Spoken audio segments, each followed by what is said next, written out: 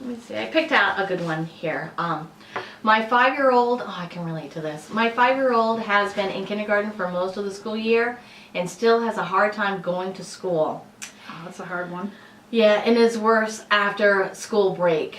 It is. That's pretty typical. It is. As soon as there's a break, they get fine and there's a break and then they don't want to go back again. Yeah, yeah. I had trouble with my oldest daughter, Katie. She just... It's usually the eldest, yeah, that happens with. She liked going to school. She had a lot of friends and everything, but just didn't want to leave me. And once I dropped her off at the door and said goodbye, it was great. But I made the mistake of putting my picture in with her lunchbox. Oh, and she would say to do that sometimes. Yeah, sometimes. Yeah, that's where I got it from. And she would come home sobbing, "I missed you so much. I saw your picture and I wanted to come home." Backfire. And I'm like, what? And then another thing, well, I'm not going to put my picture in, but I will send a love note. "Katie, I love you. I used to do that sometimes. Yeah, and then she'd come home. "I couldn't eat today because, you know, I missed you so much after reading the love note." It's all your fault. I know. So I look in the lunchbox, nothing's been touched. I'm like, "Aren't you hungry? I'm starving," but I couldn't eat. Oh, the reverse guilt trip. So I would never do that. And some kids like it, some kids don't. So did she eventually do okay? She did. Once I stopped that and left her alone and she could go to school and focus and stuff like that. But she had been home. So you have a daycare. So you must have dealt with that separation anxiety thing I did. a lot. But your kids were home with you. Yeah. And all this fun stuff was going on at your house. Yeah. So why would they want to leave that? Exactly. And you're so wonderful. Why would they want to leave you? Yeah, they just love me. Yeah. So I got that straightened out with Katie, and she was in kindergarten. And then my youngest, Christy, would have a hard time getting out the door to go to preschool or something like that. She wouldn't get dressed. She'd throw herself on the floor, have a tantrum. And I would just pick her up calmly, put her in the van, buckle her in. Nothing else you can do. No, I would not even get her dressed. Yeah, it's just another struggle. So I get her in. Yeah, drop her off at preschool, and the teacher was so loving and forgiving and caring. And by the time I went to go get her, she was all dressed, happy. "Oh, Mommy, I just had a great day, you know. I can't wait for tomorrow." And tomorrow would come, and I'm like, "So you ready to go to preschool?" "I'm not going anywhere. You think I'm going?" Oh my God. I can imagine Christy being like that. But you must have had to deal with that a lot because, like, the daycare provider, I understand. Like, you know, that like the parent, usually some people say that the fathers are worse. The father, I don't want, and they're like, "Just give me the kid," and like the daycare person like that was me. Yeah, that was me. Rip the kid off and say, "See you later," because the daycare person knew that the minute the person was down the line, and especially the mistake was, Jillian, is having the parent come into the house, come into the playroom, you know. And then the kid's hanging on the ankles and dragging the kid to the front door. So they're better just, and you know what because in my practice I see a lot of like school phobia, and the problem is a lot of times the parent has an anxiety that they're kind of projecting on the kid. Exactly. And they either feel badly about leaving. The kid's okay, it's the parents. Well, they don't want to leave their kids, and I totally understand. And I don't know if this person, you know, we don't know. She's not on the phone, so we don't know. I mean, she may be just fine. And some kids are. This is the thing. Some kids are more sensitive than others. They have all this different temperaments. Some kids are like, "Yeah, I'll just, you know." My kids would have been fine if they say, "See you later, Mom," if I acted normally, if I didn't miss them so much, if I'm like, "Oh, okay." So when you dropped them off, did you sort of convey that you were going to miss them? Oh, I did at first. "I'm going to miss you today, you know, but with Christy, you know, you're going to have a great time. It's only going to be a couple of hours, you know, when you look at the clock." Okay. And it's this. And I would find out from the teacher what's happening during the day, and I'd say, "After lunch, you're going to do this, and then after playtime, this is going to happen, and then paints, and then I'll be there." So once they heard paints, I'm going to be there. And you know. Okay, so I think that is nice. The other thing is you can trip yourself up by saying things like giving the idea that it's not okay. Yeah. Like, I think sometimes, let's say somebody was going to start school and, you know, you're sort of excited for them, but if you give them any idea that are you nervous? Like, people will come and say, "Are you nervous to go to school?" Like, nervous? I never thought about being nervous. Yeah. Arthur, I'm telling you, that show is the worst.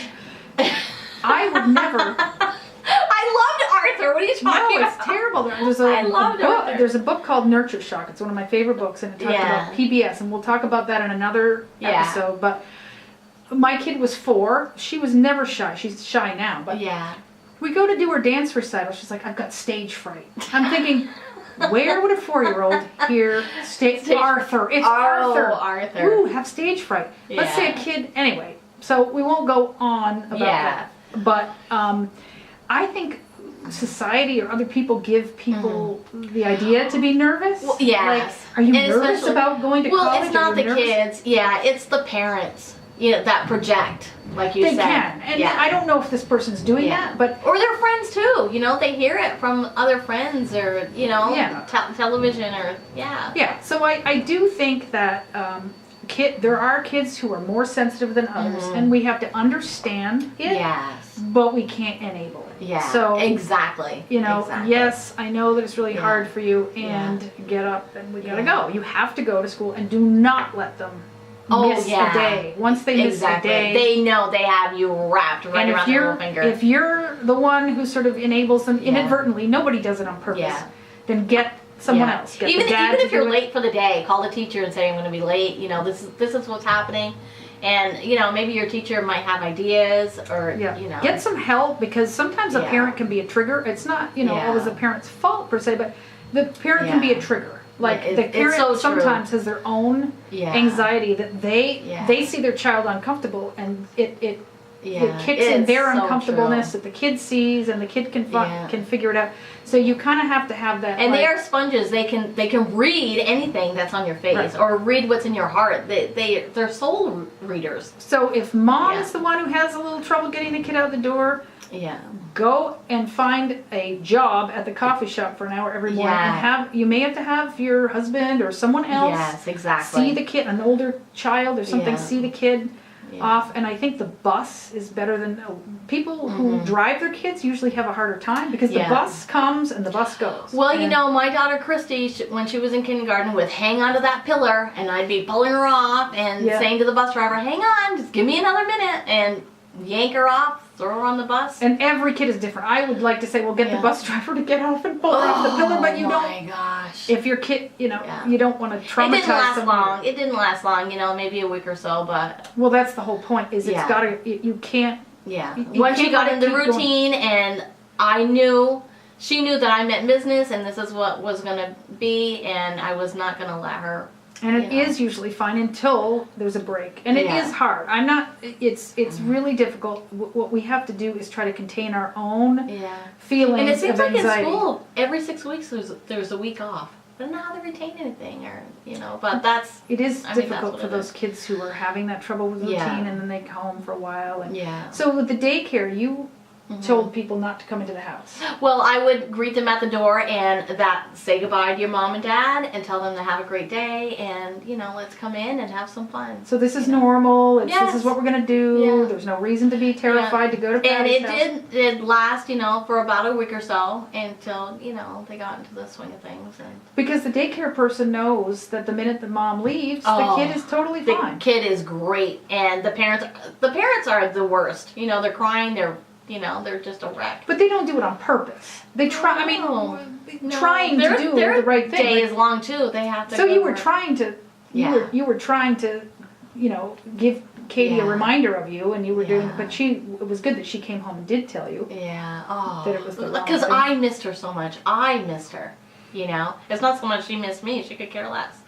But I just wanted to be with her. She was my first. She was at kindergarten. I just missed her so much. And it is hard. I read something that said it's too big of a job to be the center of your parents' world. Not that was the case.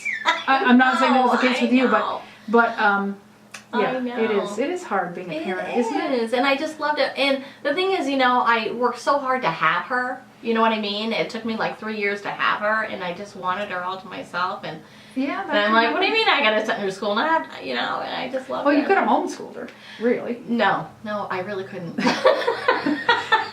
But see, that's the point, is that it's not a bad thing, but you had your own sort of feelings of ambivalence about having. I learned, and I didn't want to make her uncomfortable. I didn't want to have her to have a bad day at school. And I think we're taught in society that we're supposed to I remember when I dropped my kid, first day after I went back to work, I left my daughter with my husband because he was home one day a week, and I was Oh, yes. So I wasn't dropping her off. The second day we took her to the daycare and I was a little more nervous. But I'm telling you, I got in that car and I cranked up the music and I was like, woohoo! Driving down the driveway and I was like, down the highway and I was like, oh my God, I'm supposed to be crying. I'm not oh, I'm a terrible mother. I'm not crying. I was so happy to be free. If I got in an accident, it was just me going off the deep end. I wasn't going to kill my kid. Yeah. It was just a feeling of freedom and that freedom from vulnerability. Yeah. And I was like, woohoo! Yeah. Well, I was the helicopter parent. Oh my God, Jillian. Woo! I would send her to school, and that's great. I'd get in my van, I'd go to school and spy on her. I'd peek in the windows and I stuff never thought of that. What a good idea. And I could see the other kid saying, Katie, there's your mom. And she's like, ugh. She's like, again? Stalker mom. I know, I did that for a whole week. And I'm like, well. I could understand that. You should have got yourself a periscope. I know. Or something. It's like, it was horrible. But it was harder on me than it was on her. I mean, I volunteered at the school. I tried to go in. It's kind of good to go in. I always felt like I was a neglectful mom, and finally people started hassling helicopter moms, and I was like, oh, thank God, because I was like, well, that was the only time I did that. I always felt like somebody was going to arrest me if they saw my kid, or I'd go to school, when she had recess, and I'd sit in my car. I actually did. My middle kid had, the middle child, whatever. They're supposed to be either ignored or focused on. But I did sort of sometimes, if I was at school, I would sort of go out to the playground and sort of see if he's playing with anybody or who. Yeah. One time my daughter, I said,